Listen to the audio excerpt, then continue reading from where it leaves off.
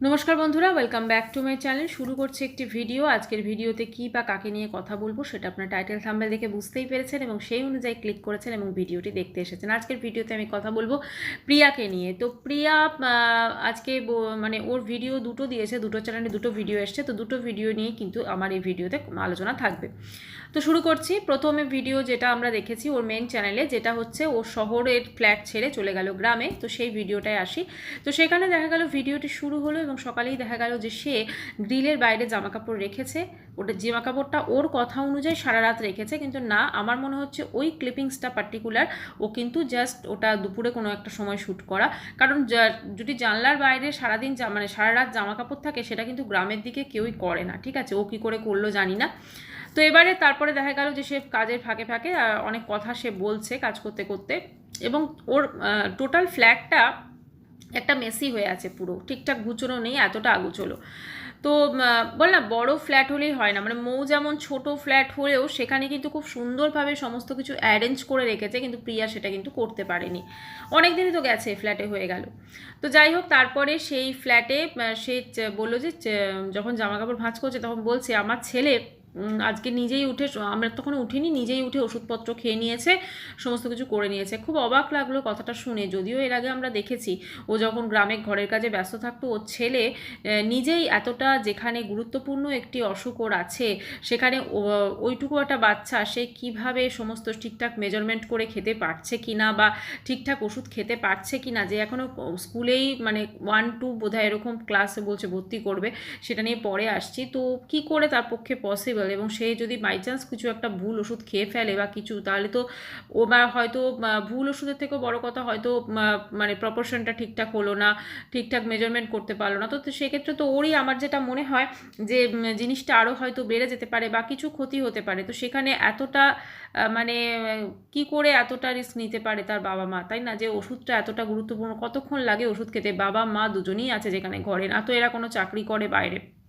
না কোনো কিছু। তো সেখানে যখন বাড়িতে আছে, বাড়ির থেকেই এরা কাজ করছে, তো সেখানে কেন সেই ওষুধটুকু খাওয়ানোর টাইম নেই মা বাবার, সেটা আবার বলছে ক্যামেরাতে। যাই হোক, তারপরে দেখা গেল ছেলে সেই সময় ঘুমুচ্ছে, অসময়ে আর কি। তো তারপরে ওরা রেডি ফেডি হয়ে খাওয়া দাওয়া করে বেরিয়ে পড়লো ওর গ্রামের বাড়ির উদ্দেশ্যে। তো গ্রামেরতে গেছিলো মনে হয়, কিছু একটা কাজে গেছিলো, কোনো ডকুমেন্টস বা অফিসিয়াল একটা কাজে না। ও যেটা বলেছে আমাদের, যে কলকাতা যাবে, সেই কলকাতাতে ওর ছেলেকেও নিয়ে যাবে, তো সেই জন্য কোনো জামা কাপড় কিন্তু ও সেভাবে আনেনি, সবটা কিন্তু গ্রামের বাড়িতে আছে। এই জায়গাটা একটু আপনারা মানে নোটিস করবেন, যেটা হচ্ছে যে আজকে ধরুন কেউ কোথাও শিফট হচ্ছে, সে কিন্তু সমস্ত জামা কাপড়, সে গরম শীত সব কিছুই কিন্তু সঙ্গে করে নেবে, যখন কয়েক মাস পরই শীত আসবে সেটা কিন্তু জানে। এই ফ্ল্যাটেও কদিনের জন্য এসেছে ভগবানই জানে, কিন্তু একটা জিনিস তো ঠিক, যে এখানে কিন্তু ও পার্মানেন্টলি আসেনি, কারণ জামা কাপড় কিন্তু ও রেখে এসছে ওর ওই গ্রামের বাড়িতেই, মানে শীতে। তো মনে হচ্ছে শীতকালটাও গ্রামের বাড়িতেই কাটাবে। তো যাই হোক, তারপরে গ্রামের বাড়িতে এলো এবং সেখানে সেখানে ওর ছেলে মানে আসার পর ওর ছেলে ওই পুরনো যে ওই যেটা নতুন টিনের বাড়ি করলো আর কি, সেখানেই আছে। আর ওই ঘরগুলো আমাদের দেখায়নি, ওগুলো তো সব বন্ধই আছে, যেহেতু বাড়িতে রান্নাবান্না করেনি। তো শ্বশুরের সঙ্গে, যে শ্বশুর শাশুড়ির সঙ্গে কত সদ্ভাব, সেটা বেশ দেখালো, হ্যাঁ, বা দেখাবার চেষ্টা করলো বলা যেতে পারে। তো যেটা বোঝা গেল, শ্বশুর শাশুড়ির সঙ্গে কিছু হয়নি। অ্যাকচুয়ালি আমরা সবাই জানি ও যে শহরে শিফট হয়েছে, সেটা তো একটা ওর ভিডিওর দরকারে, বা ভিডিওর একটা ভিউজ আনার ব্যাপার আছে, আর সকলের সঙ্গে কম্পিটিশন করে। আর ছেলের পড়াশোনা, যেটা বলছে ও বারবার করে, যেটাও পরের ভিডিওতেও বলেছে, ছেলের পড়াশোনা। আচ্ছা, এইখানে যে গ্রামে যে কাজটাও করতে গেছে, সেটা বলছে এখনও একটা সাকসেসফুল হয়ে গেছে, কিন্তু তোমাদের পরে জানাবো। মানে এটা একটা নিয়ে আলাদা ব্লগ আসবে বা ভিডিও আসবে, পরে সেটা জানাবে, সেটা একটা কন্টেন্ট হয়ে গেল। তো তারপরে যাই হোক, সেখান থেকে তাড়াহুড়ো করে তারপরে তারা শহরে ব্যাক করেছে। আর এমনই অবস্থা যে তাড়াহুড়োতে এসেছে, যেখানে ওর মোবাইলটা নিয়েই ও সব কিছু কাজ, সেখানে মোবাইলের চার্জার পর্যন্ত আনেনি। তো সেটা শ্বশুরমশাইয়ের কাছ থেকে একটা চার্জার নিতে হয়েছে, সেই চার্জারটাও যদিও চলে না।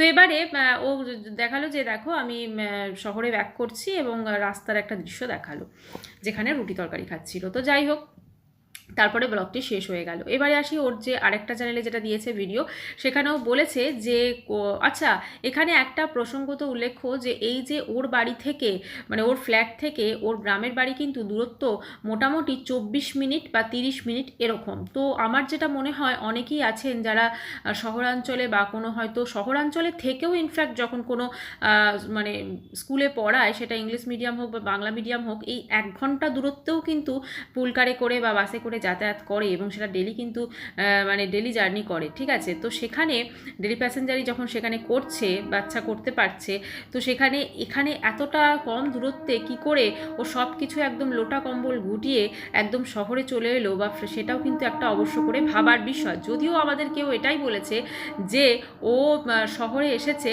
যে ওর ছেলের পড়াশোনার জন্য, কিন্তু ছেলের পড়াশোনার জন্য এখনই ওর ছেলে তো এমন কিছু বড় হয়নি যেটাও বলছে শহরে এসেও কিন্তু ও কোনো রকম কোনো স্কুলে দেবে না।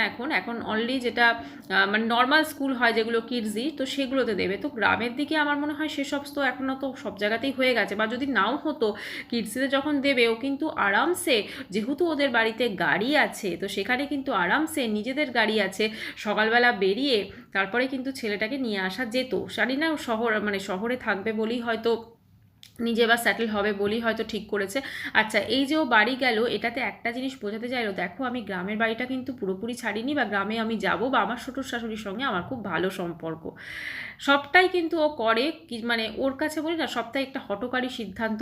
এই সিদ্ধান্তটাও কিন্তু ভীষণ হঠকারী। তারপরে যখন ও ওর আরেকটা চ্যানেলে ওর লাইফ স্টোরি খানিকটা বলতে বসলো যে ও কত কষ্ট করেছে, আমি না একটা জিনিস খুব অবাক হয়ে যাই, সব বড় বড় ব্লগারদের দেখি এরা সত্যি এরা এত কষ্ট করে, আমরা কিছুই করি না বলুন, আমরা কোনো কষ্টই লাইফে করিনি, আমাদের না কোনো স্ট্রাগল আছে না কোনো কিছু, এরকম একটা দেখে মনে হয়। ঠিক আছে, ওদিকে ক্ষণিকাও বলছে আমি বিশাল কষ্ট, বিশাল স্ট্রাগল, বিশাল এই বিশাল ওই, হ্যাঁ, অথচ ও কিন্তু ওর হাজব্যান্ডকে বিয়ে করার আগেই জানতো যে সে কিন্তু প্যারালাইজ, ঠিক আছে। তারপরে জেনে শুনে বিয়ে করেছে, তারপরে সে কষ্ট হবে বা যেগুলো কাজগুলো করতে হবে সেটা খুব স্বাভাবিক ব্যাপার, তো সেটা নিয়ে তো দুঃখরা গেঁদে তো মানে কেঁদে কোনো লাভ নেই, তাই না। তো এর ক্ষেত্রেও একে আমরা দেখছি, এরা সবই কম বয়সে বিয়ে করেছে, ঠিক আছে। কম বয়সে বিয়ে করার দরুন সব কিছু তো একটা সিস্টেম আছে। ধরুন একটা ঠিকঠাকভাবে পড়াশোনা করলো, তারপরে একটা কেরিয়ার হলো, তারপরে বিয়ে করলো, সেটা ছেলে মেয়ে বোধ, হ্যাঁ। তো উভয়ই যখন পড়াশোনা শিখে বিয়ে করছে, করবে, চাকরি বাকরি করে, তখন তাদের লাইফটা একটা অন্যরকম হবে। আর যদি তুমি একটা মানে বেকার ছেলেকে বিয়ে করেছো, তারপরে তো তোমার লাইফ স্বাভাবিকভাবেই তোমার লাইফ কষ্টকর হবেই, কিছু করার নেই। তো সেইখানে তো স্ট্রাগল করতেই হবে কিছু, মানে কারণ তুমি তো লাইফে একটা হুজুগে একটা বিয়ে করে নিয়েছো, তারপরে তো সেখানে স্ট্রাগল থাকবেই না, তো সেটা নিয়ে তো দুঃখরা গিয়ে কোনো লাভ নেই, এটা হচ্ছে মেন কথা। তো যাই হোক, সেখানে ওকে অনেকে যেটা আমরাও সবাই বলছি যে ওর ছেলের পড়াশোনার জন্য এই জিনিসটা খুব অবাক লাগছে। এতদিন ছিল ছেলের অসুস্থতার জন্য ও সব কিছু করছে, এখন বলছে ছেলের পড়াশোনার জন্য সব কিছু করছে, পড়াশোনার জন্য শহরে শিফট হয়ে গেল, সব কিছু হলো, একটা 4 BHK বালা ফ্ল্যাট নিয়ে নিল সব পড়াশোনার জন্য। পড়াশোনা ছাড়া এখন ওর কাছে পড়াশোনাই হচ্ছে মেন, তাও তো যদি উঁচু ক্লাসে হতো, ক্লাস 10, 12 সেখানে ভাবা যেত, যেখানে হচ্ছে কিডসদের দেবে, ঠিক আছে। তো কিডসিতে যখন দেবে আমার মনে হয় না এত ইমিডিয়েট বেসিসে ওকে শহর থেকে মানে গ্রাম থেকে শহরে শিফট হতে হচ্ছে, যেখানে দূরত্ব মাত্র 30 মিনিটেরও কম। এটা খুব অবাক লেগেছে। যাই হোক, সেখানে অনেক কিছু লাইফ স্টোরি বললো। সেখানে বললো ওর হাজব্যান্ড একটা সময় জেল খেটেছিল, তো সেই সব এগুলো আগেও বলেছেও। তো সেই সময় ভীষণ কষ্ট হয়েছে, ভীষণ এই হয়েছে, সেই সময় কী রকম ছিল, অনেক স্ট্রাগল করেছে, তো সেই সবগুলো বলেছে। তো অবশ্যই সেখানে প্রতিটা মানুষের কর্ম অনুযায়ী তার স্ট্রাগল থাকবে, কিছু করার নেই। আজকে এমন প্রত্যেকের লাইফে কিছু না কিছু মানুষ স্ট্রাগল করছে, আর সেটা তো করতেই হবে, মানে সমস্যা তো থাকবেই, জীবন থাকলে সেখানে প্রবলেমস থাকবে, সেগুলোই যদি আমরা জীবনটাকে যদি একটুখানি আমরা দেখি, তাহলে জীবনটা হচ্ছে সমস্ত প্রবলেমস থাকবে এবং সেগুলো সলিউশন করা, এই কিন্তু জীবনের একটা বলা যেতে পারে অন্যতম মানে, তাই না। জীবনে কিন্তু সবসময় যে খুব ভালো হলে জীবন ভালো লাগবে বা খুব খারাপ হলে জীবন, তা না, খারাপ ভালো দুটো মিলিয়ে মিশিয়ে, এটা আমরা সবাই জানি, এটা মিশে জীবন। যখন একটা কোনো খুব কষ্টের কাজ, খুব মানে আজকে যেমন এই যে রিমি রূপা, তারা যেমন BMTটা করিয়েছে, করার পর অবশ্যই সেখানে সাফল্য যখন তারা ধীরে ধীরে পাচ্ছে বা পাবে, তখন তাদের যে একটা খুশি হবে, তাদের যে একটা আনন্দ হবে, সেটা কিন্তু বলাই বাহুল্য, ঠিক আছে। তো সেটা সম্পূর্ণ নিজের চেষ্টায় তারা করাচ্ছে। তো এরকমই ব্যাপার যে সাফল্য অবশ্যই কষ্ট করলেই তো সেখানে থাকবে। আর এরা মনে হয় লাইফে সবাই একটা মানে দেখা গেলে প্রত্যেকেই কিন্তু এরা একটা ঠিকঠাক পড়াশোনাও করেনি, তারপরে বিয়ে করে নিয়েছে, বিয়ে করার পর পালিয়ে বিয়ে করেছে। সেখানে একটা বেকার ছেলেকে তুমি যদি পালিয়ে বিয়ে করো, তবে তোমার